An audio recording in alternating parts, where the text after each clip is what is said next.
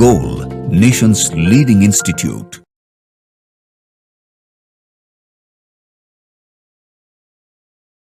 Hello everyone, myself Saurabh Kumar, Chemistry Faculty, Goal Institute. I am going to discuss Organic Chemistry part of AITS Minor Test Second. और question number 48. Which of the following reagent may be used to distinguish between phenol and benzoic acid? बहुत easy question है.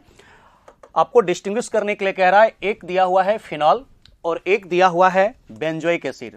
देखो, distinguish करने के लिए जब भी आपको दिया जाता है तो जो भी ऑप्शन में हमको दिया हुआ है रिएजेंट, उसमें आपको किसी एक के साथ रिएक्शन होना चाहिए, दूसरे के साथ रिएक्शन नहीं होना चाहिए. अगर ये रिएजेंट दोनों के साथ रिएक्शन कर गया तो हम लोग डिस्टिंग्विश नहीं कर सकते हैं, या दोनों में से किसी के साथ रिएक्शन नहीं हुआ तब भी डिस्टिंग्विश नहीं कर सकते हैं. तो देखते हैं क्या होता है. जैसे कि फिनॉल का रिएक्शन फर्स्ट ऑप्शन में जो दिया हुआ है NaOH, इसके साथ करोगे तो ये एक स्ट्रॉन्ग बेस है, तो एसिड बेस रिएक्शन होकर के सॉल्ट बन जाएगा. तो फिनॉल सफिशिएंट एसिडिक होता है, जिसके कारण फिनॉल का रिएक्शन NaOH के साथ जब होते हैं स्टूडेंट, यहां पे क्या बनता है, सोडियम फिनॉक्साइड OH- H+ को पिक करेगा और सोडियम फिनॉक्साइड बनेगा और साथ में वाटर रिलीज होगा. अगर आप बेंजोइक एसिड के साथ रिएक्शन करवाओ तो बेंजोइक एसिड फिनॉल से ज्यादा एसिडिक होता है. यानी फिनॉल जब रिएक्शन कर सकता है NaOH के साथ तो बेंजोइक एसिड तो बिल्कुल कर सकता है, और इसका सॉल्ट का फॉर्मेशन कर देगा सोडियम बेंजोएट, और साथ में यहां पे वाटर निकल गया. इसका मतलब ये आंसर नहीं होगा, क्योंकि एक्वस NaOH के साथ फिनॉल और बेंजोइक एसिड दोनों रिएक्शन कर गया. जैसा कि मैंने कहा, एक रिएक्शन करना चाहिए, दूसरा रिएक्शन नहीं करना चाहिए, तब यहां पे डिस्टिंग्विश तुम कर सकते हो. अब आते हैं टॉलरेंस टेस्ट की बात करते हैं. तो टॉलरेंस टेस्ट फिनॉल भी नहीं देता है और बेंजोइक एसिड भी नहीं देता है. कार्बोक्सिलिक एसिड में सिर्फ फॉर्मिक एसिड दे सकता है टॉलरेंस टेस्ट, क्योंकि फॉर्मिक एसिड में अगर आप देखोगे तो जस्ट लाइक एल्डिहाइड, C+O के साथ एक H है, तो फॉर्मिक एसिड टॉलरेंस टेस्ट या फेलिंग टेस्ट पॉजिटिव देता है. बाद बाकी जिसके साथ C+O के साथ कार्बन अटैच्ड होता है तो वो टॉलरेंस टेस्ट नहीं देता है. तो बेंजोइक एसिड और फिनॉल दोनों में से कोई भी टॉलरेंस टेस्ट नहीं देता है. टॉलरेंस रिएजेंट के साथ दोनों में से कोई रिएक्शन नहीं करेगा, तो डिस्टिंग्विश नहीं हो सकता है. मोलिश रिएजेंट के साथ जो है कार्बोहाइड्रेट का टेस्ट होता है, तो मोलिश टेस्ट जो देता है ये कार्बोहाइड्रेट देता है. तो इसमें आपको फिनॉल और बेंजोइक एसिड दोनों में से कोई भी कार्बोहाइड्रेट नहीं है. ठीक है, कार्बोहाइड्रेट का मतलब होता है पॉलीहाइड्रोक्सी एल्डिहाइड कीटोन, इसका मतलब मोलिश टेस्ट भी नहीं होगा.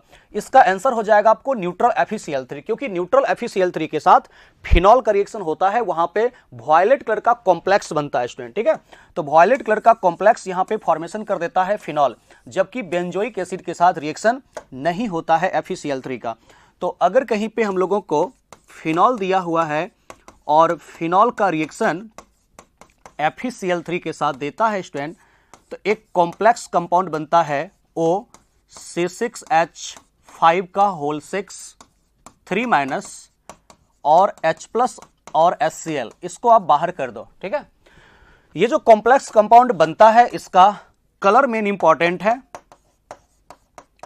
वॉयलेट कलर कॉम्प्लेक्स का फॉर्मेशन करता है, और ये रिएक्शन बेंजोइक एसिड नहीं देता है. इसलिए आपको न्यूट्रल FeCl3 के साथ रिएक्शन अगर करवाते हो तो फिनॉल वॉयलेट कलर देता है, जबकि कार्बोक्सिलिक एसिड नहीं देता है. तो जहां कहीं भी फिनॉल और कार्बोक्सिलिक एसिड को, चाहे फिनॉल को एल्कोहल से डिस्टिंग्विश करना होगा, हम FeCl3 का इस्तेमाल कर सकते हैं, जहां फिनॉल का वॉयलेट कलर का कॉम्प्लेक्स इसमें बनता है. क्लियर है कॉन्सेप्ट? ओके, आगे चलते हैं हम लोग. क्वेश्चन नंबर 51 बहुत ही आसान है.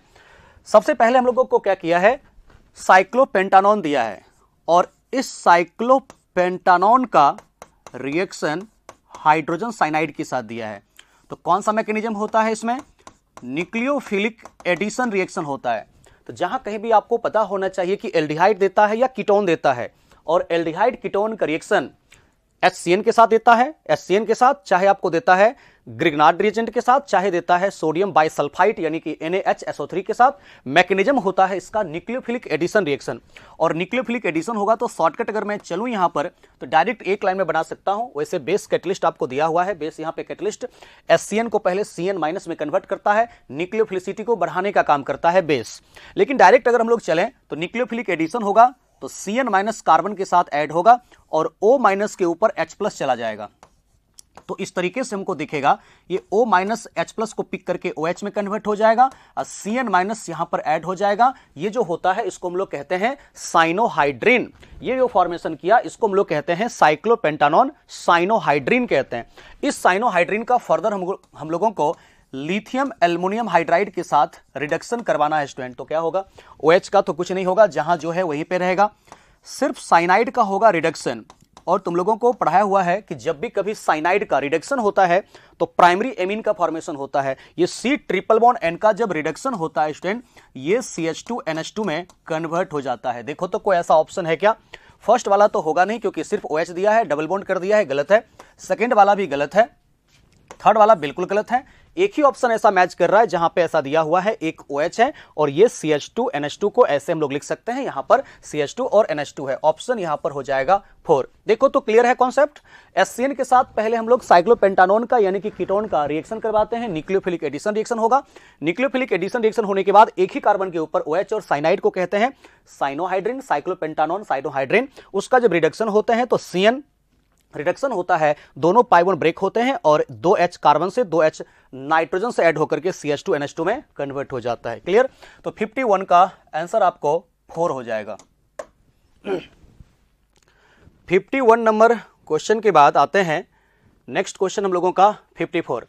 The decreasing order of rate of nucleophilic addition reaction is. बहुत ही आसान, इससे आसान कुछ नहीं।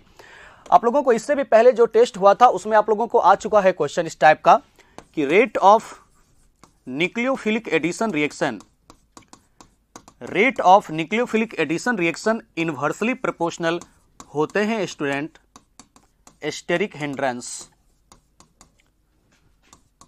खुद आप दिमाग लगा करके सोच सकते हो कि होता क्या है। एल्डिहाइड और कीटोन के ऊपर ग्रुप यहां पर जो C डबल बॉन्ड O के साथ अटैच्ड है, अब न्यूक्लियोफाइल को इस कार्बन के साथ ऐड होना है, कार्बोनिल कार्बन के साथ न्यूक्लियोफाइल को ऐड होना है। तो ग्रुप का साइज जितना छोटा होगा, जितना स्मॉलर होगा, ये जो ग्रुप है उसका साइज जितना स्मॉलर होगा, छोटा होगा, इस न्यूक्लियोफाइल का एडिशन उतना ही आसानी से हो सकता है। नहीं तो अगर इस ग्रुप जो यहां प्रेजेंट है उसका साइज अगर बल्कि होगा, बिगर साइज का होगा, तो न्यूक्लियोफाइल जब यहां अप्रोच करने की कोशिश करेगा तो यहां पे प्रेजेंट ग्रुप के साथ एस्टेरिक हिंड्रेंस ज्यादा होगा, तो रेट ऑफ रिएक्शन क्या हो जाएगा? स्लो। रेट ऑफ रिएक्शन ज्यादा कब होगा? जब रिपल्सन कम हो, अट्रैक्शन ज्यादा हो। तो student inversely proportional asterisk hindrance कह सकते हो, या फिर डायरेक्टली प्रोपोर्शनल -I -M और इनवर्सली प्रोपोर्शनल +I +M यहां पर कहते हैं। ठीक है, तो इसके अकॉर्डिंग तुम देखो सबसे कम क्राउडिंग कहां है। ये फर्स्ट वाला कीटोन है, ये फर्स्ट वाला क्या है? कीटोन है, क्योंकि CH3 C double bond O CH3 है। और सेकेंड वाला भी जो है वो कीटोन ही है, C6H5 C double bond O के साथ CH3 है, ये भी एक कीटोन है। और थर्ड वाला जो है ये भी एक कीटोन है, दोनों साइड C6H5 है, इसको हम लोग कहते हैं स्टूडेंट बेंजोफेनॉन। ठीक है, इसको हम लोग बेंजोफेनॉन कहते हैं। और ये एक एल्डिहाइड है, लास्ट में जो 4th नंबर में है वो एक एल्डिहाइड है। तो आपको अच्छे तरीके से पता होनी चाहिए, जहां कहीं भी एक एल्डिहाइड हो कम से कम और सब कीटोन हो, तो एल्डिहाइड का rate of nucleophilic addition reaction ज्यादा होता है कीटोन से, क्योंकि एल्डिहाइड में कम से कम एक साइड हाइड्रोजन तो है, एल्डिहाइड में कम से कम एक साइड हाइड्रोजन है जो कि स्मॉलर साइज का होता है, दूसरे साइड भले एस्टेरिक क्राउडिंग ज्यादा है। तो ध्यान रखना ये है हम लोगों को कि एल्डिहाइड और कीटोन में rate of nucleophilic addition reaction aldehyde का ज्यादा होता है कीटोन से। पहली बात तो याद रखना, क्योंकि क्राउडिंग यहां पे कम होता है। तो इस चारों ऑप्शन में जो चारों एग्जाम्पल है, rate of nucleophilic addition reaction ज्यादा होगा स्टूडेंट डी का, क्योंकि ये बेंजल्डिहाइड है। एल्डिहाइड का rate of nucleophilic addition reaction ज्यादा होगा कीटोन से। अब A, B एंड C तीनों कीटोन है, तब देखना है क्राउडिंग कहां पे कम है। तो इसमें दोनों साइड मिथाइल है, तो मिथाइल है, एक तो +I शो करेगा और एस्टेरिक क्राउडिंग भी कम है, तो D के बाद इसमें हो जाना चाहिए वो होगा रिएक्टिव A। और इसमें देखो साइज बल्कि हो गया, 6 कार्बन का फिनाइल है और साथ ही साथ C डबल बॉन्ड O के साथ +M शो करता है। तो +M शो करने के कारण इस कार्बोनिल कार्बन का इलेक्ट्रोफिलिसिटी भी घटाता है। एक तो इसके रिस्पेक्ट में क्राउडिंग ज्यादा है, राइट साइड में मिथाइल मिथाइल कॉमन है, लेफ्ट साइड में यहां मिथाइल है, यहां पर फिनाइल है, एक तो बल्कि साइज हो गया, दूसरी तरफ यहां मिथाइल का +I, यहां पे +M, तो +M ज्यादा इफेक्टिव डोनर होता है, जिसके कारण की इलेक्ट्रोफिलिसिटी बहुत कम हो जाएगा। इसलिए डी के बाद आपको होना चाहिए ए का, ए के बाद होगा बी का। क्योंकि कम से कम यहां एक साइड तो मिथाइल है, इसमें दोनों साइड फिनाइल लगा दिया गया है। तो जब दोनों साइड फिनाइल लगा दिया गया है, दोनों साइड क्राउडिंग बहुत ज्यादा हो गया है और साथ ही साथ दोनों साइड से प्लस एम लगेगा, इसका इलेक्ट्रोफिलिसिटी भी बहुत कम होगा। तो इसमें जो आपको पता होनी चाहिए बहुत कम होता है, न्यूक्लियोफिलिक एडिशन रिएक्शन बहुत जगह तो नेग्लिजिबल होता है इसके केस में, ठीक है, होता ही नहीं है। जब दोनों साइड आपको फिनाइल लगा हुआ है कहते हैं बेंजोफेनॉन। तो देखो बेंजल्डिहाइड सबसे ज्यादा रिएक्टिव हो जाएगा, उसके बाद एसीटोन हो जाएगा, उसके बाद एसीटोफेनॉन हो जाएगा और सबसे कम रिएक्टिव हो जाएगा इसमें बेंजोफेनॉन। 54 का आंसर यहां पर 1 हो जाएगा, डी, ए, बी एंड सी। ऐसा और कोई तो मैच नहीं कर रहा है, बिल्कुल नहीं, एक ही ऑप्शन तो ऐसा था ही, आप लोगों ने जरूर बनाया होगा। कितना आसान क्वेश्चन है, बना लिया ना, good, very good. Next question 54 के बाद 57। अरे वाह, ये तो कॉमर्शियल मेथड है, commercial method for preparation of methanol, पढ़ा है आप लोगों ने। तो यही तो है कि जब हम लोग कार्बन मोनोऑक्साइड और H2 यानी कि ये कार्बन मोनोऑक्साइड H2 हो गया, ZNO, Cr2O3 और 573 केल्विन पे जब हीट करते हो तो ये जो बनता है मिथेनॉल, मिथाइल एल्कोहल का प्रिपरेशन होता है। ये कॉमर्शियल मेथड है फॉर प्रिपरेशन ऑफ मिथेनॉल। ये आप एनसीईआरटी में जाओगे जहां पे एल्कोहल दिया हुआ है, एल्कोहल फिनॉल ईथर चैप्टर में, वहीं पे कॉमर्शियल मेथड होगा प्रिपरेशन ऑफ आप लोगों को मिथेनॉल, इथेनॉल। तो ये है मिथेनॉल का कॉमर्शियल मेथड। इथेनॉल में क्या होता है, हम लोग सुक्रोज लेते हैं, सुक्रोज का हम लोग करते हैं hydrolysis in the presence of invertase enzyme, तो बनता है ग्लूकोज प्लस फ्रक्टोज, और फिर उस ग्लूकोज का हम लोग कर देते हैं फर्मेंटेशन जाइमेज एंजाइम के प्रेजेंस में, तो वहां पे इथाइल अल्कोहल प्लस वाटर बनता है। तो ये सबको थोड़ा याद रखिएगा, ठीक है। कार्बन मोनोऑक्साइड का जब यहां पे हाइड्रोजनेशन करते हैं ZNO, Cr2O3 के प्रेजेंस में हाई टेम्परेचर हाई प्रेशर पे, तो बनता है मिथाइल अल्कोहल। ये कॉमर्शियल मेथड होता है फॉर प्रिपरेशन ऑफ मिथेनॉल। तो 57 का आंसर थर्ड होगा, एनसीईआरटी का डायरेक्ट ये क्वेश्चन है। उसके बाद ये बहुत ही स्मार्ट क्वेश्चन है, डायरेक्ट एनसीईआरटी में आपको ये क्वेश्चन नहीं मिला होगा, थोड़ा अच्छा क्वेश्चन है, इस पर हम लोग समझते हैं, बातें करते हैं। सबसे पहले 60 का फर्स्ट स्टेप क्या कहा जा रहा है वो देखो, यह है बेंजीन, उसका रिएक्शन प्रोपीन के साथ है इन the presence of sulphuric acid. देखो स्टूडेंट होगा क्या, प्रोपीन को पहले मैं क्या करता हूं, ऐसे ओपन करके लिख लेता हूं। प्रोपीन का रिएक्शन पहले सल्फ्यूरिक एसिड के साथ करवाते हैं, देखना होगा क्या। सल्फ्यूरिक एसिड का काम क्या है, सल्फ्यूरिक एसिड यहां पे रिएक्शन में H+ देगा और इस H+ को पिक करने का जो काम करेगा वो प्रोपीन का पाई बॉन्ड, जैसे प्रोपीन का पाई बॉन्ड इस H+ को पिक करता है, ये कन्वर्ट हो जाएगा कार्बोकटायन में और साथ में इसमें से बाहर हो गया HSO4-, और यही इस रिएक्शन के लिए काम करेगा इलेक्ट्रोफाइल का। जैसे इस प्रकार के रिएक्शन आपको दिए हुए हैं, कहीं भी बेंजीन का रिएक्शन एल्कीन के साथ इन द प्रेजेंस ऑफ HF या सल्फ्यूरिक एसिड या H+, ऐसा कुछ लिखा हुआ है स्टूडेंट, तो करना क्या होगा, इलेक्ट्रोफाइल पहले हमने बना लिया, अब इस इलेक्ट्रोफाइल का अटैक हम लोगों को करवा लेना है बेंजीन रिंग के ऊपर। तो जैसे ही आप बेंजीन रिंग के ऊपर अटैक कराओगे, किसी भी एक कार्बन के ऊपर अटैक करा दो, ठीक है। तो मान लो ये पाई बॉन्ड का 2 इलेक्ट्रॉन लेकर के ऊपर वाले कार्बन पे ऐड हो गया, तो ऊपर पहले से एक हाइड्रोजन है, तो ऊपर पहले से एक हाइड्रोजन है वो तो रहेगा ही। अब ये दोनों इलेक्ट्रॉन लेकर के यहां ऐड हो गया, तो यहां ऐड हो गया, तो इसके पास ऑलरेडी पहले से 2 मिथाइल है, ओके। तो नीचे बन जाएगा कार्बोकटायन इंटरमीडिएट, क्योंकि ये पाई बॉन्ड का इलेक्ट्रॉन लेकर के इलेक्ट्रोफाइल ऊपर ऐड हुआ, तो नीचे डिफिशिएंसी हो गई। फर्दर अब यहां पर जो HSO4- है, तो HSO4- एक बेस है, वही H+ पिक कर लेगा जहां पे इलेक्ट्रोफाइल ऐड हुआ है, और वही H+ निकलेगा 2 इलेक्ट्रॉन देकर के कार्बोकटायन को, और जैसे ही कार्बोकटायन को 2 इलेक्ट्रॉन देकर के निकलेगा, तो ये जो फॉर्मेशन करते हैं आइसोप्रोपाइल बेंजीन, और आइसोप्रोपाइल बेंजीन को ही तुम लोग क्या कहते हो स्टूडेंट, इसको कहते हो क्यूमीन, ओके। और क्यूमीन बन गया X। तो सबसे पहले हम लोगों को यह ध्यान रखना है कि जब हम लोग बेंजीन का रिएक्शन, या तो तुम लोग जो एनसीईआरटी के अकॉर्डिंग पढ़ते हो कि normal propyl chloride in the presence of AlCl3, वहां पे बनता है क्यूमीन, या फिर प्रोपीन दिया हुआ है इन द प्रेजेंस ऑफ HF या सल्फ्यूरिक एसिड, यहां पे क्यूमीन बनता है।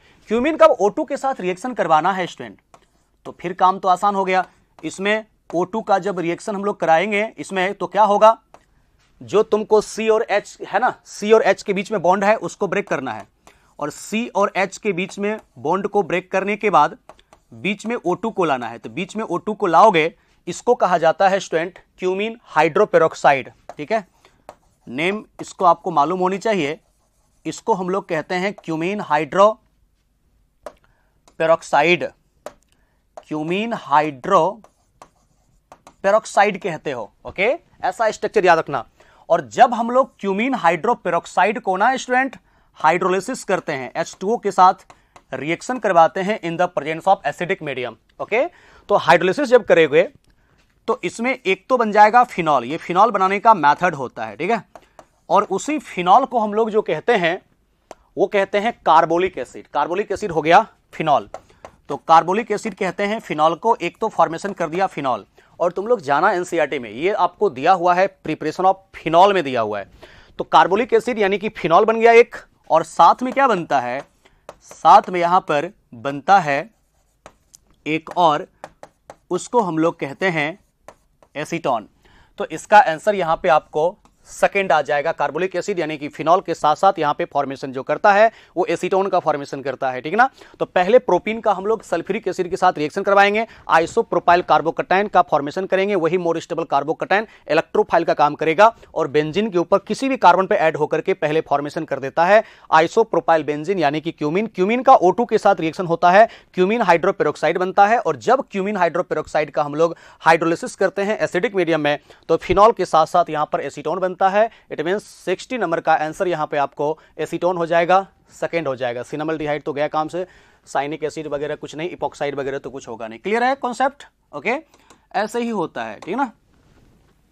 ये हो गया 60 नंबर। 60 नंबर के बाद 64 नंबर, बहुत ही स्मार्ट क्वेश्चन है, बहुत ही अच्छा क्वेश्चन है। देखो, सबसे पहले हमको उल्टा चलना पड़ेगा। In given reaction M is cyclopentanone, then Y is, Y क्या होगा, Y हो गया कहां पे है, Y यहां पे आना चाहिए, Y यहां पे आना चाहिए। क्या हो सकता है जिसके की आधार पे हमको M बन जाएगा साइक्लोपेंटानॉन। देखो साइक्लोपेंटानॉन कैसे बना है, साइक्लोपेंटानॉन बना है जब W का ओजोलाइसिस हुआ है, रिडक्टिव ओजोलाइसिस के बाद इसमें आपको कह रहा है कि सिर्फ साइक्लोपेंटानॉन बना है। तो साइक्लोपेंटानॉन कैसे बनेगा, तो साइक्लोपेंटानॉन तभी बनेगा सिर्फ जब दो रिंग इस तरीके से होगा, और इसी का हम ओजोलाइसिस करते हैं तो दोनों साइड एक एक ऑक्सीजन को डाल देते हैं, बिल्कुल रसगुल्ले की तरह एक एक ऑक्सीजन को जब डालते हैं दोनों साइड, तो इसमें यही जो फॉर्मेशन करता है स्टूडेंट, ये साइक्लोपेंटानॉन का फॉर्मेशन कर देता है। ये आना चाहिए हम लोगों को पहले W। और W ऐसा कब आएगा, W ऐसा हम लोगों को तब आएगा जब हम लोगों को कुछ इस तरीके का होगा स्ट्रक्चर, इस तरीके का स्ट्रक्चर होगा, तब जाके हमको W आएगा। तो Z होना चाहिए, Z हमको ये होना चाहिए, W हमको ये होना चाहिए।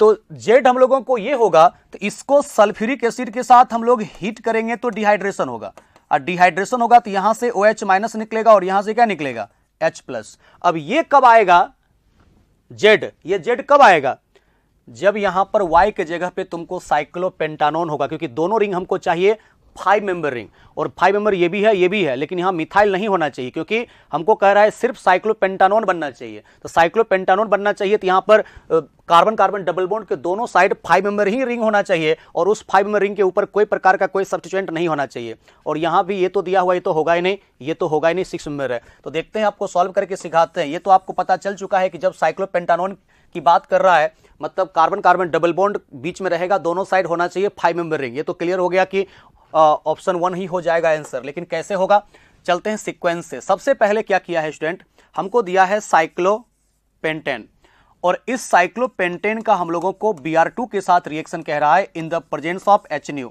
जब भी कभी किसी एल्केन का या साइक्लो एल्केन का रिएक्शन इस प्रकार से दिया हुआ रहता है आपको Br2 या Cl2 के साथ इन the presence of heat, sunlight, ultraviolet रे या HNU, मैकेनिज्म इसका जो होता है फ्री रेडिकल सब्स्टिट्यूशन रिएक्शन होगा। और इस रिंग का हर एक कार्बन सेम है, तो जब हर एक कार्बन सेम है स्टूडेंट, तो कहीं भी तुम लोग कर सकते हो इसका ब्रोमिनेशन बाहर कर सकते हो, इसके केस में HBr।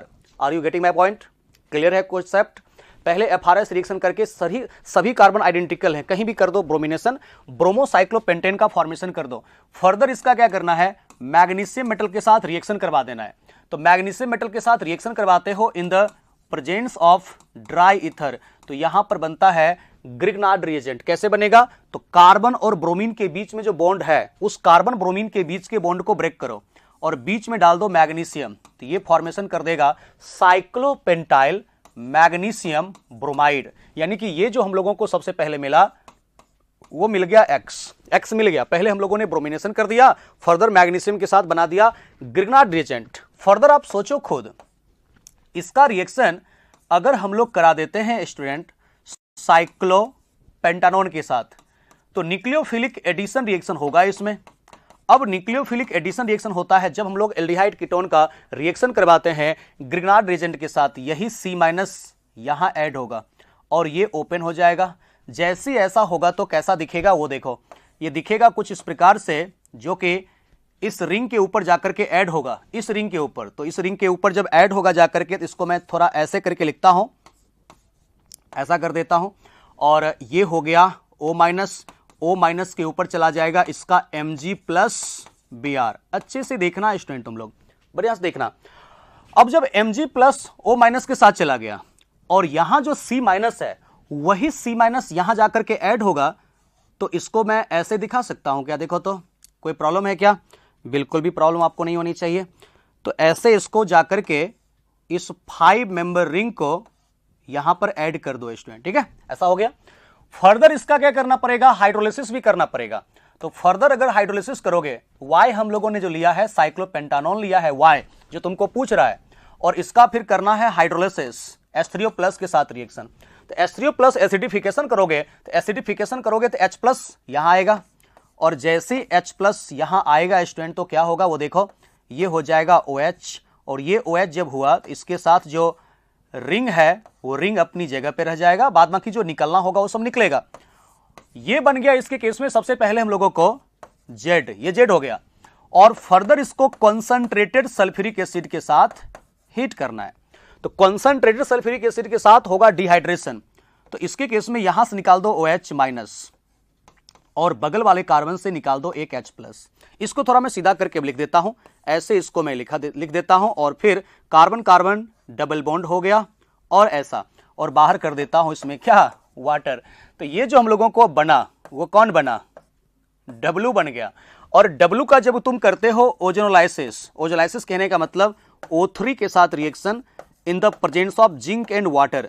तो जब जिंक और वाटर के प्रेजेंस में करते हो तुम यहां पर इसका ओजोलाइसिस, तो नाम होता है इसका रिडक्टिव ओजोलाइसिस। तो रिडक्टिव ओजोलाइसिस करोगे तो इसको यहां पर क्लीवेज करना, क्लीवेज करने के बाद दोनों साइड एक एक ऑक्सीजन डालोगे, तो 2 मॉलिक्यूल यहां पर जो फॉर्मेशन करेगा स्टूडेंट, वो करेगा साइक्लोपेंटानोन। तो देखो उल्टा चलोगे तब तुमको पता चल जाएगा कि जब साइक्लोपेंटानोन ही कह रहा है कि सिर्फ बन रहा है, इसका मतलब बीच में कार्बन कार्बन डबल बॉन्ड होगा, और दोनों साइड यहां पर जो रहना चाहिए हम लोगों को वो 5 मेंबर रिंग ही रहना चाहिए, बाद बाकी कोई सब्स्टिट्यूएंट वगैरह नहीं रहेगा। तो पहले हम लोगों ने FRS करा लिया, ब्रोमोसाइक्लोपेंटेन बना लिया, उसका मैग्नीशियम के साथ रिएक्शन करने के बाद साइक्लोपेंटाइल मैग्नीशियम ब्रोमाइड यानी कि ग्रिग्नार्ड रिएजेंट के साथ ग्रिग्नार्ड रिएजेंट बना लिया, उसका रिएक्शन करा दिया हम लोगों ने साइक्लोपेंटानोन, वही Y होगा। उसका रिएक्शन कराने के बाद न्यूक्लियोफिलिक एडिशन रिएक्शन करा करके बना लिया ये, उसका कर दिया एसिडिफिकेशन, तो फिर बन गया एल्कोहल, और फिर उसका हम लोगों ने कर दिया सल्फ्यूरिक एसिड के साथ हीट, तो फॉर्मेशन किया एल्कीन, और एल्कीन का हम लोगों ने कर दिया इसमें ओजोलाइसिस। तो Y जो इसमें होना चाहिए वो आपको साइक्लोपेंटानोन होना चाहिए। देख लो, आसान क्वेश्चन है, ठीक है? थोड़ा सा आपके सिलेबस से ऊपर का लेवल है, इस तरह का क्वेश्चन जनरली नीट में नहीं पूछा जाता है, लेकिन इसमें से कॉन्सेप्ट तो आप सीख ही सकते हो, ठीक है? आगे चलते हैं 66 नंबर क्वेश्चन।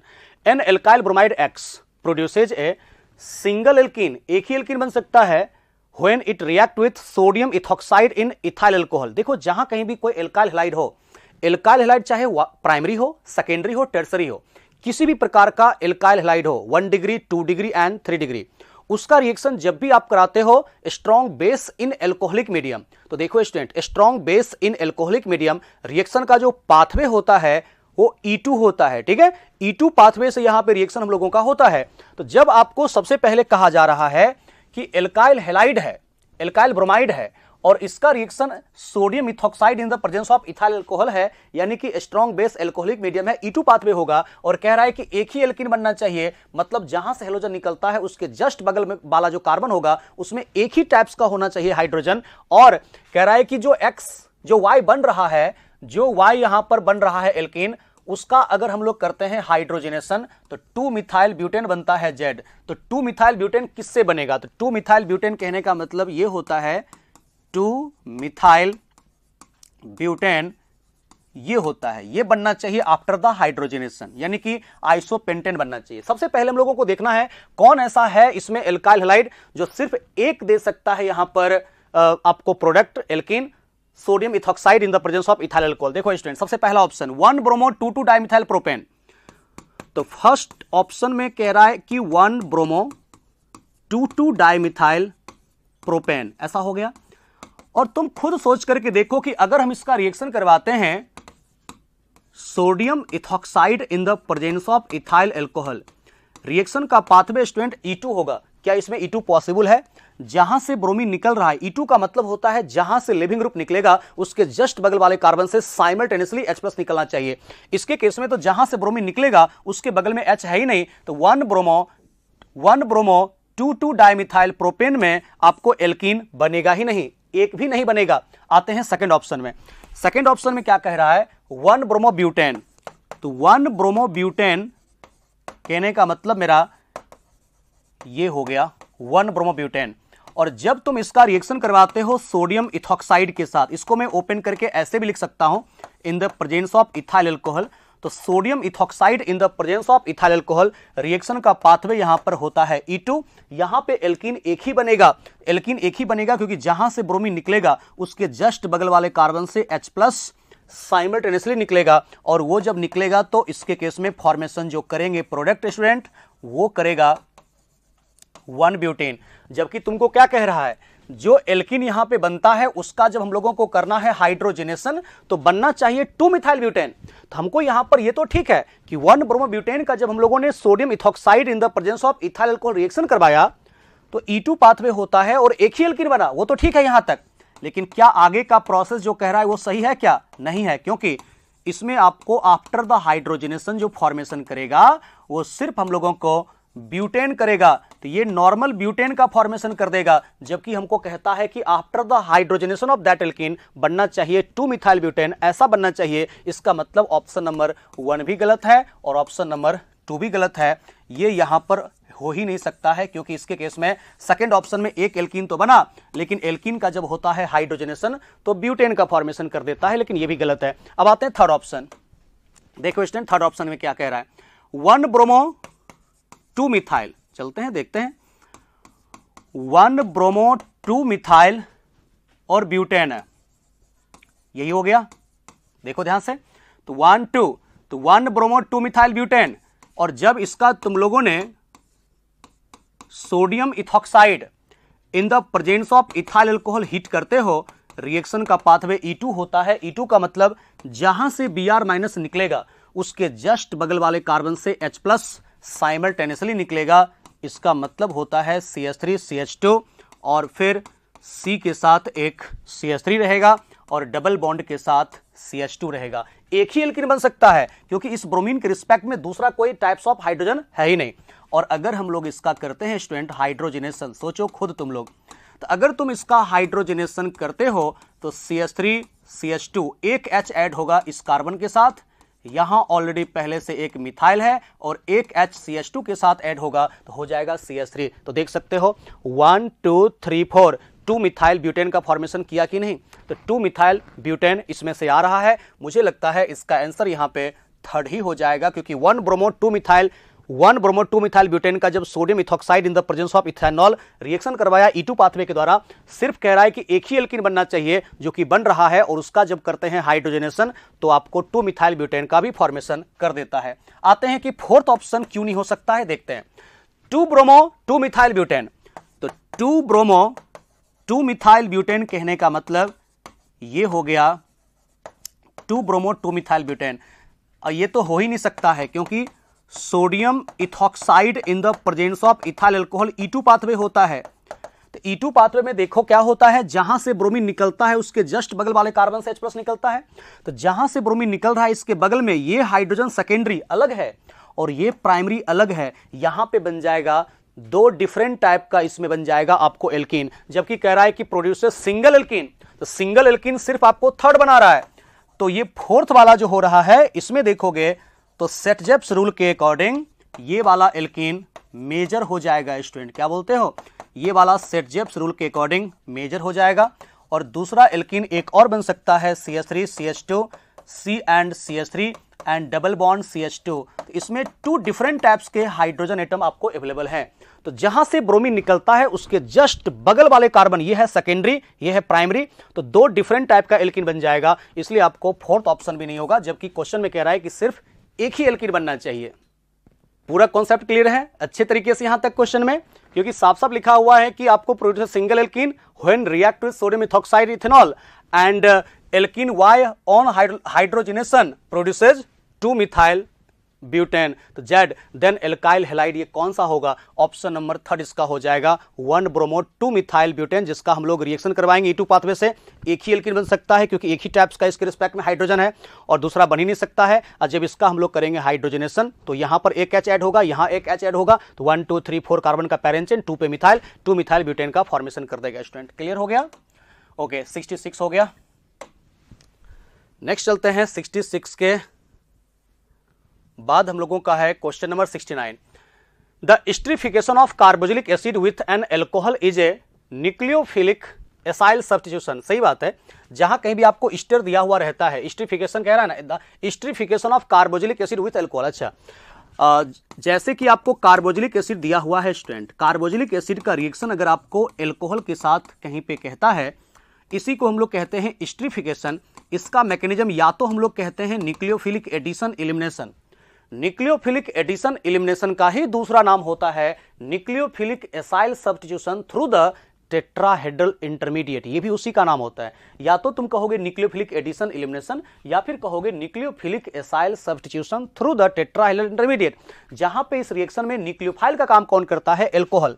तो एल्कोहल से निकलता है H+ और कार्बोक्सिलिक एसिड से निकलता है OH-। तो हमेशा जब भी एस्टरिफिकेशन होगा कार्बोक्सिलिक एसिड का रिएक्शन एल्कोहल से होगा स्टूडेंट, याद रखना कार्बोक्सिलिक एसिड से OH- निकलेगा, एल्कोहल से H+ निकलेगा।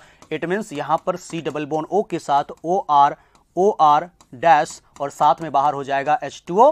तो ये एस्टर का फॉर्मेशन करेगा। मैकेनिज्म बिल्कुल सही कह रहा है, न्यूक्लियोफिलिक एसाइल सब्स्टिट्यूशन कहते हैं या फिर इसको न्यूक्लियोफिलिक एडिशन एलिमिनेशन कहते हैं। इसका मैकेनिज्म आपको कार्बोक्सिलिक एसिड वाले चैप्टर में दिया हुआ है। उसके बाद कहता है कि electron donating group in the carboxylic acid will increases the rate of esterification reaction. गलत है ये, क्योंकि मैकेनिज्म कैसा है? न्यूक्लियोफिलिक एडिशन एलिमिनेशन या फिर क्या कहते हैं nucleophilic acyl substitution through the tetrahedral intermediate. तो पहले होता क्या है? पहले होता है न्यूक्लियोफाइल का एडिशन, फिर होता है इस OH का वाटर बनके एलिमिनेशन। ओवरऑल तुम लोग जानते हो, भी तुरंत आप लोगों को पढ़ाया है स्टूडेंट कि rate of nucleophilic addition reaction जो होता है वो इनवर्सली प्रोपोर्शनल होते हैं किसके? एक तो हम लोग कहते हैं इनवर्सली प्रोपोर्शनल एस्टेरिक हिंड्रेंस के होते हैं, एस्टेरिक हिंड्रेंस के इनवर्सली प्रोपोर्शनल, और डायरेक्टली प्रोपोर्शनल एक्सेप्टर के होते हैं, क्योंकि एक्सेप्टर इलेक्ट्रोफिलिसिटी को बढ़ाता है।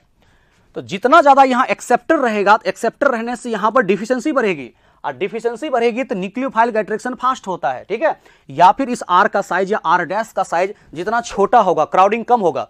तो एल्कोहल का साइज और कार्बोक्सिलिक एसिड का साइज जितना छोटा होता है, जितना स्मॉलर होता है, रेट ऑफ एस्टरिफिकेशन उतना ही ज्यादा होता है। या फिर जितना ज्यादा यहां पर एक्सेप्टर ग्रुप लगा होता है, इस कार्बोक्सिलिक एसिड का इलेक्ट्रोफिलिसिटी ज्यादा होता है, और इलेक्ट्रोफिलिसिटी अगर ज्यादा होगा तो न्यूक्लियोफाइल का अट्रैक्शन बढ़ेगा। तो ये जो कह रहा है गलत कह रहा है कि donating group in the carboxylic acid will increases the rate of esterification, गलत कह रहा है, क्योंकि यहां पर ये न्यूक्लियोफाइल है एल्कोहल, इसका एडिशन तब होगा फास्ट जब यहां पर एक्सेप्टर होगा, और एक्सेप्टर होगा तो इस कार्बोनिल जो कार्बन है कार्बोक्सिलिक एसिड का C डबल बॉन्ड O का, उसके पास इलेक्ट्रॉन की डिफिशियंसी होगी, और जितना ज्यादा डिफिशियंसी होगी न्यूक्लियोफाइल का अट्रैक्शन फास्ट होगा। या फिर यहां पे R का साइज ये और ये R' का साइज जितना छोटा होगा उतना ज्यादा होगा यहां पर एस्टरिफिकेशन। मतलब अगर यहां R के जगह पे मान लो मिथाइल है, यानी कि ये एसिटिक एसिड हो गया, या फिर H है तो फॉर्मिक एसिड हो गया, और यहां मिथाइल है तो मिथेनॉल हो गया। तो मिथेनॉल और फॉर्मिक एसिड होगा तो एस्टरिफिकेशन सबसे ज्यादा होगा। तो याद रखना, rate of esterification inversely proportional asterisk hindrance और डायरेक्टली प्रोपोर्शनल -I-M और इनवर्सली प्रोपोर्शनल +I+M के होते हैं। जितना छोटा एल्कोहल, जितना छोटा कार्बोक्सिलिक एसिड होगा और जितना ज्यादा एक्सेप्टर ग्रुप लगा होगा, रेट ऑफ एस्टरिफिकेशन ज्यादा होगा। इसका मतलब ए जो कह रहा है ट्रू कह रहा है, बट रीजन जो कह रहा है फॉल्स कह रहा है। तो एस्टरिफिकेशन का जो मैकेनिज्म है न्यूक्लियोफिलिक एडिशन, एलिमिनेशन या nucleophilic acyl substitution through the tetrahedral intermediate, वो सही कह रहा है। जबकि donor group rate of reaction को घटाता है, एक्सेप्टर बढ़ाता है। तो यहां लिख देना rate of esterification inversely proportional asterisk hindrance और डायरेक्टली प्रोपोर्शनल -I-M और इनवर्सली प्रोपोर्शनल +I+M का होता है। तो 69 का आंसर यहां पर assertion is true but reason is false. 69 के बाद 69 के, ये तो हो गया 69 हम लोगों का। 69 के बाद कौन सा है? 69 के बाद आ गया 71। Okay, match the column 1 with column 2 when benzene diazonium chloride is reacted with reagent given in column 1 to form product column 2। अच्छा, बहुत अच्छा, समझ गया बातों को। कॉलम 1 है, कॉलम 2 है। कॉलम 1 में रिएजेंट है, कॉलम 2 में प्रोडक्ट है। इस रिएजेंट का रिएक्शन हमको करवाना है बेंजीन डाइजोनियम क्लोराइड के साथ। तो सबसे पहले क्या है? एनिलीन। तो एनिलीन के साथ आपको पता होना चाहिए कि जब हम लोग कराते हैं यहां पर बेंजीन डाइजोनियम क्लोराइड का रिएक्शन तो कपलिंग रिएक्शन होता है, नहीं तो कपलिंग रिएक्शन होता है स्टूडेंट, और यहां पर एजो डाई का फॉर्मेशन करता है। तो ये बेंजीन डाइजोनियम क्लोराइड हो गया। और इस बेंजीन डाइजोनियम क्लोराइड का मैं शॉर्टकट बताता हूं, इसका मैकेनिज्म भी होता है स्टूडेंट ESR। कौन सा मैकेनिज्म? इलेक्ट्रोफिलिक सब्स्टिट्यूशन रिएक्शन होता है। और ये जब कपलिंग रिएक्शन होता है एनिलीन के साथ तो स्लाइटली एसिडिक मीडियम में होता है, और स्लाइटली एसिडिक मीडियम में होता है तो N डबल बॉन्ड N में कन्वर्ट हो जाएगा और ये एक बॉन्ड बना देते हैं और इसमें हो गया पारा पे एक NH2। इसको हम लोग कहते हैं क्या है स्टूडेंट? इसका हम लोग नाम पढ़ते हैं पारा एमिनो एजो बेंजीन। और इस पारा एमिनो एजो बेंजीन के बारे में हम लोगों को ध्यान रखना है, इसको हम लोग कहते हैं एक येलो कलर का डाई होता है। इसका मतलब हो गया ए वाले का यहां पर जो होगा, ए वाले का हो जाएगा थर्ड, ए का थर्ड होगा। आते हैं बी का। अरे बी का HbF4 और हिट करोगे ना, तो HbF4 हिट करोगे तो फ्लोरोबेंजीन का फॉर्मेशन करता है। क्या समझे?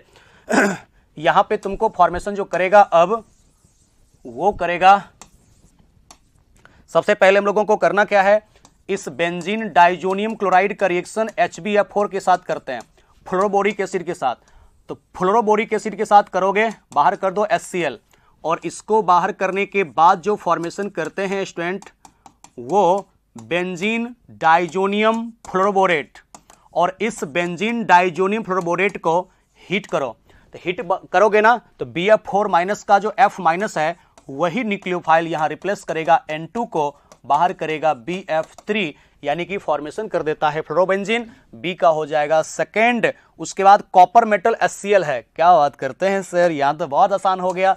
Copper metal in the presence of HCl, इसको हम लोग कहते हैं गैटरमैन रिएक्शन। तो copper metal in the presence of HCl अगर दिया हुआ है, ये गैटरमैन रिएक्शन हुआ, तो यही बनाएगा क्लोरोबेंजीन, साथ में बाहर हो जाएगा N2।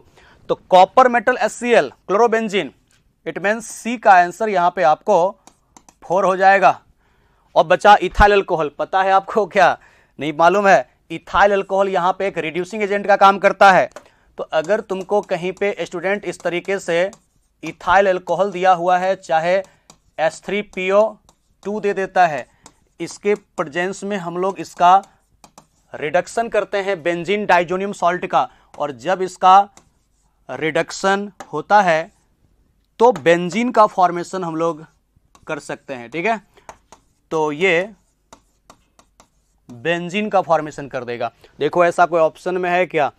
तो डी का थर्ड हो जाएगा, सॉरी सेकंड हो जाएगा, डी का सेकंड हो जाएगा। तो ए का थर्ड एजो डाई बन गया। उसके बाद बी का 1 फ्लोरोबेंजीन, सी का 4, सी का 4 हो जाएगा क्लोरोबेंजीन गैटरमैन रिएक्शन, और डी का बेंजीन, क्योंकि ये रिडक्शन हो रहा है।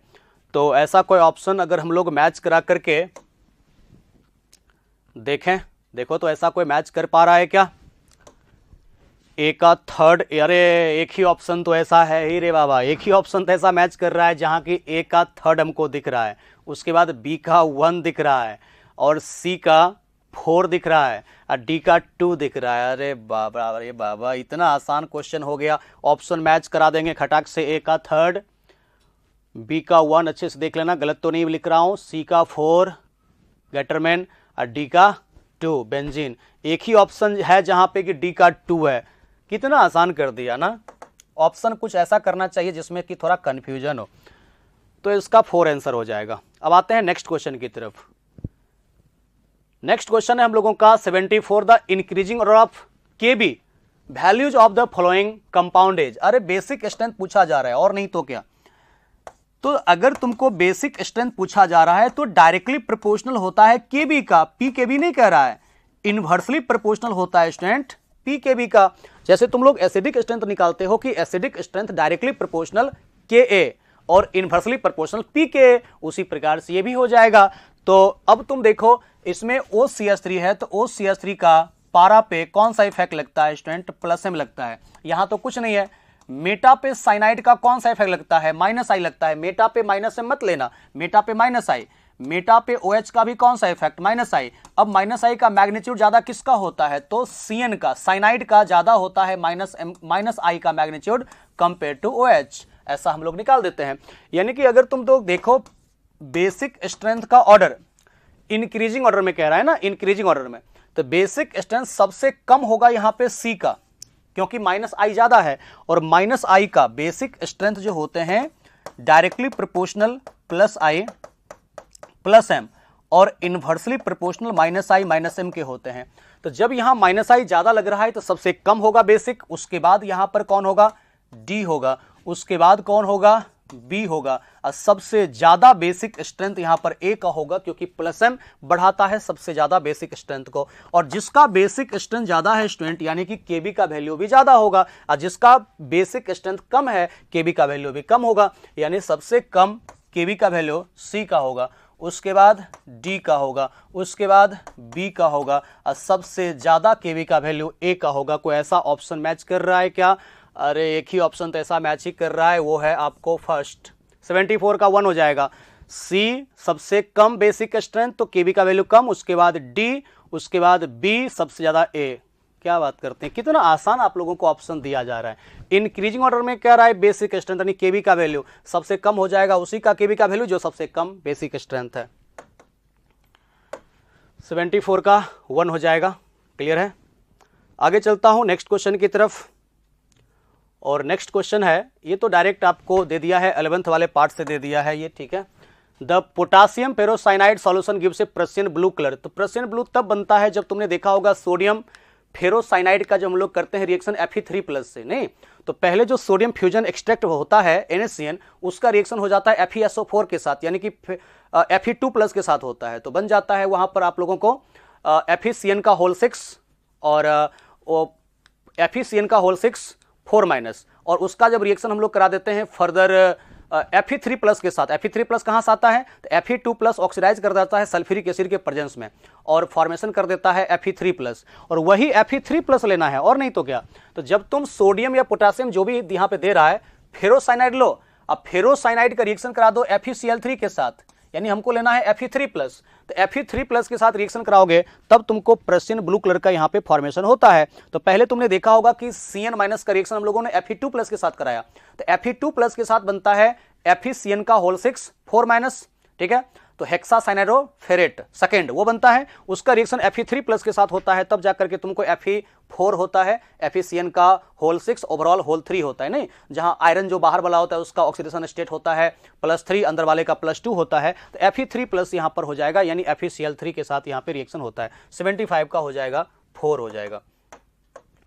नेक्स्ट आते हैं 75 के बाद 76। In which of the flowing reaction aldehyde will not form. अरे बहुत आसान है, ये रिएक्शन कौन सा है, ये है आपको स्टीफन रिएक्शन। तो स्टीफन रिएक्शन है तो पहले तुम लोग क्या करोगे, इसका करोगे, इसका रिडक्शन जब होगा तो रिडक्शन करने के बाद पहले जो फॉर्मेशन करता है इमीन और CH डबल बॉन्ड NH बनता है, और इसका जब तुम कर देते हो स्टूडेंट हाइड्रोलिसिस, तो आफ्टर द हाइड्रोलिसिस इसको यहां पर ब्रेक करो और फॉर्मेशन कर देता है एल्डिहाइड।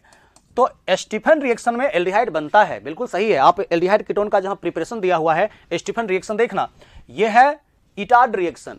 तो टॉलिन का रिएक्शन क्रोमाइल क्लोराइड के साथ कराते हो फॉलोड बाय हाइड्रोलिसिस। तो पहले एक बनता है इंटरमीडिएट CHOCrOHCl2 का होल 2, तो OCrOHCl2 का होल 2 बनता है क्रोमियम कॉम्प्लेक्स, और इसका जब करते हो तुम हाइड्रोलिसिस, तो आफ्टर द हाइड्रोलिसिस देखो स्टूडेंट, इसके केस में भी बनता है बेंजल्डिहाइड। तो ये इटार्ड रिएक्शन है, बेंजल्डिहाइड बनता है, इसमें स्टीफन रिएक्शन है बनता है, और ये एक गेटरमैन कोच रिएक्शन है। तो गेटरमैन कोच रिएक्शन में बेंजल्डिहाइड का फॉर्मेशन होता है। ये भी बन सकता है, तो 1 2 3 तीनों में बनेगा एल्डिहाइड। ये क्या है, ये है यहां पर आइडोफॉर्म टेस्ट। तो ये आइडोफॉर्म टेस्ट है स्टूडेंट, ठीक है, या फिर हेलोफॉर्म रिएक्शन कह सकते हो। ये है एसीटोन। और जब एसीटोन का रिएक्शन, चाहो तो तुम इसको ऐसे भी लिख सकते हो I2 प्लस NaOH, या फिर इसी को तुम लोग लिख सकते हो NaOI, चाहे लिख सकते हो OI माइनस। ये सब के प्रेजेंस में तुम कभी भी हीट कर दो इसको, ठीक है। तो I2 प्लस NaOH या NaOI या OI माइनस हीट करोगे तो क्या करते हैं, इस मिथाइल को पहले क्लीवेज करते हैं और मिथाइल कन्वर्ट हो जाता है CHI3 में। ये येलो कलर का बनता है पहले सॉलिड, और साथ में मिथाइल को निकलने के बाद जो रिमेनिंग पार्ट बचा, वो रिमेनिंग पार्ट ऑक्सीडाइज करके कन्वर्ट होता है यहाँ पे सॉल्ट ऑफ कार्बोक्सिलिक एसिड में, ठीक है। तो ये हेलोफॉर्म रिएक्शन है, आइडोफॉर्म टेस्ट है। तो आइडोफॉर्म टेस्ट में C डबल बॉन्ड O के साथ जो डायरेक्टली टेस्ट मिथाइल होता है स्टूडेंट, वो कन्वर्ट होता है CHI3 में, येलो कलर का बनता है सॉलिड, और जो रिमेनिंग पार्ट बचा वो कन्वर्ट हो जाता है सॉल्ट ऑफ कार्बोक्सिलिक एसिड में। इसका आंसर यहाँ पर जो होगा वो 4 हो जाएगा, उसमें आपको एल्डिहाइड नहीं मिलेगा। बाद बाकी ये स्टीफन रिएक्शन है, ये इटार्ड रिएक्शन है, और ये जो हो गया इसके केस में वो गेटरमैन कोच रिएक्शन है। क्लियर, 74 का आंसर यहाँ पे 4 होगा, जिसमें कि एल्डिहाइड नहीं बनेगा। 76 के बाद आते हैं 79। ये भी एक इंपॉर्टेंट क्वेश्चन है कि कॉन्सनट्रेटेड HI के साथ रिएक्शन करवाना है। देखो इसका, ये है एनिसोल। एक बात पहले तो आपको जानना चाहिए कि यहां जो ईथर का ये लोन पेयर है, वो लोन पेयर कंजुगेटेड है फिनाइल के साथ। तो जिधर कंजुगेटेड होता है उधर ही रह जाता है वो ऑक्सीजन, इधर से बॉन्ड नहीं ब्रेक होगा। ये बॉन्ड जब भी ब्रेक होगा तो इस साइड से ब्रेक होगा मिथाइल की तरफ से, क्योंकि यहां रेजोनेंस में जा रहा है ना, रेजोनेंस में जा रहा है, पार्शियल डबल बॉन्ड होगा। तो पार्शियल डबल बॉन्ड होगा तो एक ही HI के साथ रिएक्शन होगा, क्योंकि एक ही HI के साथ रिएक्शन होगा तो एक बन जाएगा पहले हम लोगों को यहां फिनॉल, और साथ में यहां पे निकल जाएगा मिथाइल आयोडाइड। और फिनॉल का रिएक्शन फर्दर HI के साथ नहीं हो सकता है। फिनॉल का ये OH जो है वो कंजुगेटेड है, तो फिनॉल का रिएक्शन HI के साथ हो नहीं सकता है। तो कंसंट्रेटेड HI है, एक्सेस HI है, लेकिन फर्दर रिएक्शन नहीं हो सकता है, क्योंकि ये तो मिथाइल आयोडाइड बन गया, इधर से बॉन्ड टूटेगा और यहां से बॉन्ड ब्रेक होगा नहीं, तो वो रह जाएगा उसी के साथ। लेकिन यहां देखो, यहां क्या है ना, यहां पर एक तुमको जो बनेगा स्टूडेंट, इधर कंजुगेशन नहीं है, तो कंजुगेशन नहीं है तो इधर बनेगा OH, और इधर बन जाएगा सबसे पहले एक क्या, CH3I। लेकिन जो अब यहां पर बना है OH, क्या ये OH रेजोनेंस में इन्वॉल्व है क्या? नहीं। तो जब ये OH रेजोनेंस में इन्वॉल्व नहीं है तो फर्दर इसका एक और HI के साथ रिएक्शन हो जाएगा, और एक और HI के साथ रिएक्शन हो जाएगा तो यहां पे आ जाएगा आयोडीन और बाहर हो जाएगा इसके केस में वाटर। तो देखो स्टूडेंट, जब ऊपर वाले के साथ कहोगे तो यहां पे सिर्फ एक HI का यूज होगा, दूसरे वाले में 2 HI का यूज होगा। एक HI के साथ रिएक्शन करने के बाद यहां पर एक बन गया यहां पर साइक्लोहेक्सेनॉल, एक बन गया मिथाइल आयोडाइड, और साइक्लोहेक्सेनॉल में जो OH का लोन पेयर है वो कंजुगेटेड नहीं है, तो एक और HI के साथ रिएक्शन हो जाएगा, और यहां तो रिएक्शन होगा ही नहीं, क्योंकि देख सकते हो दोनों ही side carbon carbon double bond के साथ कंजुगेटेड है। तो अगर कोई ईथर ऐसा है जहां कार्बन कार्बन डबल बॉन्ड के साथ वो रेजोनेंस में इन्वॉल्व हो चुका है, तो वहां पे उसका रिएक्शन नहीं होगा HI के साथ, क्योंकि वो बॉन्ड ब्रेक नहीं हो पाता है, तो नो रिएक्शन, यहां पे रिएक्शन नहीं होगा। लेकिन HI यहां पे रिएक्शन कराओगे, यहां पे 3 मॉलिक्यूल के साथ रिएक्शन होगा, क्योंकि यहां कार्बन कार्बन डबल बॉन्ड के साथ कंजुगेटेड है, और तीनों OCH3 का जो यहां पर लोन पेयर है वो रिंग के साथ कंजुगेटेड है। तो जब रिंग के साथ कंजुगेटेड है तो O रह जाएगा रिंग के साथ, OH बन जाएगा, और तीनों यहां पर जो मिथाइल है उसके साथ चला जाएगा आयोडीन, और ये तीनों OH जो रिंग के साथ है उसका lone pair carbon carbon double bond के साथ कंजुगेटेड है, और जब OH का lone pair carbon carbon double bond के साथ कंजुगेटेड होता है स्टूडेंट, अल्फा अनसैचुरेशन होता है, उसका रिएक्शन फर्दर HI के साथ नहीं हो सकता है। तो यहां 1 2 3 HI के साथ रिएक्शन हुआ तो 3 मॉलिक्यूल मिथाइल आयोडाइड बाहर हो गया। और कभी भी ईथर का याद रखना, ऑक्सीजन अगर कंजुगेटेड है तो जिसके साथ कंजुगेटेड है उसी के साथ रह जाएगा, और अगर ये फिनॉल बनता है तो फिनॉल का लोन पेयर कंजुगेटेड है, तो फिनॉल का रिएक्शन HI HBr HCl के साथ नहीं होता है। इसलिए जो 3 OCH3 है उसी के साथ रिएक्शन हुआ, यहां पे दोनों साइड कंजुगेटेड है तो नो रिएक्शन। इसके केस में दोनों साइड में से किसी साइड कंजुगेटेड नहीं है, एक मिथाइल आयोडाइड, एक बना साइक्लोहेक्सेनॉल एल्कोहल, फिर से उसका रिएक्शन हो गया क्योंकि कंजुगेटेड है नहीं, तो 2 मॉलिक्यूल इस्तेमाल हुआ, यहां पर एक ही के साथ यूज होगा, यानी कि ए का हो जाएगा सेकेंड, देख लो ए का हो गया सेकेंड, बी का कौन हो गया, बी का हो गया थर्ड, सी का हो गया 1 नो रिएक्शन, और डी का हो गया 4। ऐसा कोई ऑप्शन है क्या? ए का 2, बी का 3, सी का 1, डी का 4। अरे फर्स्ट ऑप्शन ही आ रहा है ना, फर्स्ट ऑप्शन ही आ रहा है, ऐसा तो और कोई ऑप्शन मैच ही नहीं कर रहा है, तो देख लो इसका फर्स्ट ही हो जाएगा क्योंकि ए का यहां पर आया है सेकेंड, एक मॉलिक्यूल के साथ रिएक्शन हुआ है, बी का थर्ड हो जाएगा, 2 मॉलिक्यूल के साथ रिएक्शन हुआ, क्यों हुआ समझ आ गया, सी का हो जाएगा 1 नो रिएक्शन, दोनों साइड कंजुगेटेड है, और डी का हो जाएगा 4 थर्ड क्योंकि तीनों के साथ रिएक्शन होगा। और कोई ऐसा ऑप्शन देख रहे हो? कितना आसान आसान तुम लोगों को ऑप्शन देता है ना, तुम अगर ऑप्शन को भी गौर से देखो और थोड़ा सा भी अगर कॉन्सेप्ट आपके अंदर है तो क्वेश्चन को बना दोगे तुम लोग, ठीक है। और ऐसा यहाँ पर दिया है, अगर सेकेंड दिया है उसके बाद यहाँ पर बी का 1 दे दिया जो कि पॉसिबल नहीं है, तो साफ साफ यहाँ पर होगा ही नहीं। चलो ठीक है, आगे चलते हैं हम लोग। नेक्स्ट क्वेश्चन हम लोगों का क्वेश्चन नंबर 83, बहुत आसान है। Thiamine and pyridoxine are also known respectively as, देखो अरे विटामिन B1 को कहते हैं थियामिन, तो थायमिन नहीं थियामिन, थियामिन कहते हैं B1 को, तो B1 देखो तो कहीं पर है क्या, B2 है, विटामिन E है, विटामिन B6 से गया काम से, विटामिन B1 एक ही ऑप्शन में है डी में, और पायरिडॉक्सिन हम लोग कहते हैं विटामिन B6 को कहते हैं, तो पायरिडॉक्सिन हो गया विटामिन B6 हो गया, तो इसमें आपको आंसर हो जाएगा 4th। थियामिन कहते हैं विटामिन B1 को और पायरिडॉक्सिन कहते हैं विटामिन B6 को। कितना आसान क्वेश्चन है, इस समय कुछ जान ही नहीं है, बहुत आसान है। डायरेक्ट आपको बायोमोलिक्यूल्स में विटामिन में जाओगे मिल जाएगा, थियामिन हो गया विटामिन B1, पायरिडॉक्सिन हो गया विटामिन B6। नेक्स्ट आते हैं, choose the correct statement regarding carboxylic acids. क्या होगा? फर्स्ट में कह रहा है कि carboxylic acid are more acidic than phenol because it has higher number of resonating structure. ये गलत कह रहा है, ऐसा नहीं होता है, ये तो सही बात है कि कार्बोक्सिलिक एसिड का एसिडिक स्ट्रेंथ फिनॉल से ज्यादा होता है, ये बिल्कुल करेक्ट स्टेटमेंट कह रहा है स्टूडेंट, ठीक है। कार्बोक्सिलिक एसिड है ज्यादा एसिडिक, लेकिन ये रीजन नहीं है कि ज्यादा नंबर ऑफ कैनोनिकल स्ट्रक्चर बनाता है, नहीं, इसमें कहोगे due to formation of equivalent canonical structure. तो जब यहां पे हम लोग रेजोनेंस कराते हैं तो कार्बोक्सिलिक एसिड का जो कंजुगेट बेस बना है उसके बारे में तुम जरा सोचो। इसका जो कंजुगेट बेस है ना स्टूडेंट, वो बनाता है एक्चुअल में इक्विवेलेंट कैनोनिकल स्ट्रक्चर। ये तो 2 ही बनाता है मात्र कैनोनिकल स्ट्रक्चर, जबकि फिनॉल का तुम रेजोनेंस कराओगे कंजुगेट बेस का ना तो 5 बनेगा टोटल, लेकिन ये बनाता है नॉन इक्विवेलेंट कैनोनिकल स्ट्रक्चर। तो रीजन ये इसका सही है कि conjugate base of carboxylic acid is more stable then conjugate base of phenol. ये जो यहां पर कंजुगेट बेस है फिनॉल का, वो बना देते हैं एक्चुअल में नॉन इक्विवेलेंट कैनोनिकल स्ट्रक्चर, ये रीजन है। और ये लेस स्टेबल होता है नॉन इक्विवेलेंट, और ये मोर स्टेबल होता है, ठीक ना।